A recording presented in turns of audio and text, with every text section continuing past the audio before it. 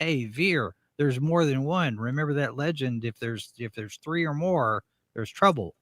Londo was saying that as soon as Elric arrived. So No, there's at least two that came off the ship right there.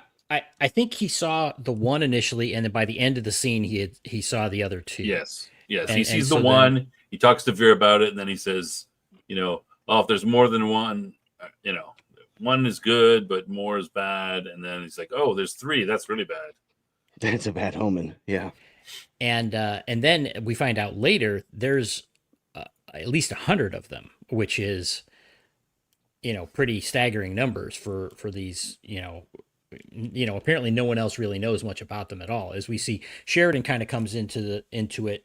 Like you mentioned, Londo's kind of trying to leverage Sheridan to get information to because Earth wants to know more information about the TechnoMages. Right. And Sheridan's, I didn't like that scene necessarily. Sheridan's getting kind of hostile with him. It's like kind of trying to strong arm him. And that didn't seem very diplomatic to me. Well, I'm not sure what motivated that.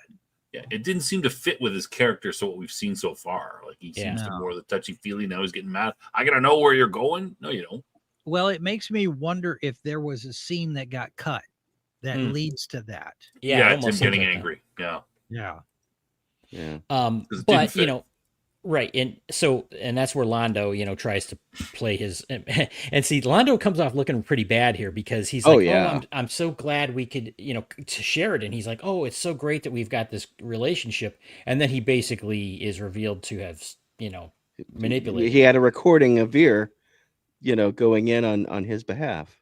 Right. Yeah. So he gets called out hard. Oh yeah. And then of course Londo goes, oh, what, how, that's not fair. How recording me. And then the TechnoMage went, eesh, and his little glass that he set down carefully and activated the recording device. It says, well, it was hypocrite much. Londo even tried to play his, let's be friends, the hands of friendship or whatever. And the TechnoMage plays along knowing, he knew obviously that he was doing. Oh, yeah. So, I mean, he gets like slapped down twice in the same scene. Oh yeah. So it's pretty bad. Londo looks really stupid at that point. He gets that also a couple times. That also gives the captain some insight into Londo, I think. Because he really hasn't had an interaction. Oh yeah. Clearly. Londo. That's the thing. It's like he was playing it all up, sweet talking Sheridan, and he blew it. Then it's like he just threw that away, for this stunt essentially. And it's funny because that seems to be uncharacteristic for him. And he spent the whole first season building himself up and built up a pretty good reputation with certain characters. Right. On the show, and then he hasn't done anything with Sheridan, and he basically just threw himself in the toilet with Sheridan. Yeah. I mean, Sheridan's not going to trust him. Right. Yeah. That was an amateur move, man. That that was really strange to me to see that. Yeah, and for nothing really, right?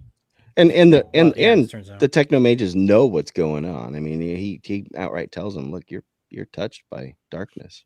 Well, and I think part of that too is motivated by his meeting at the beginning where, he sees an opportunity, and Londo being Londo, he overplays his hand like he does and gets himself, gets his hand caught in the cookie jar because he's trying too hard, because he's so focused on the result that he wants. He's not willing to accept whatever result he gets as a matter of course. And he tries to kind of force the issue and gets embarrassed because of it. Yeah. And this seems a little out of characteristic for him, but I think that kind of implies that this whole conspiracy, he's quite into this conspiracy with the in for a penny, in for a pound. Yeah, he's like, I could be important. I'm gonna get this, even though it's absolutely. He's changed tracks now, right? He's in a different on a different path, because before he was like lamenting all these things, and it's like, and that's just where I'm at. And now it's like, oh wait, this whole thing with Morden and everything. He is now clearly on this other path where he's now directly seeking power or influence, and he's tripping up already. So if you were to chart his his relationships with everyone and where he is, and it's like it's huge changes are happening with Londo right now.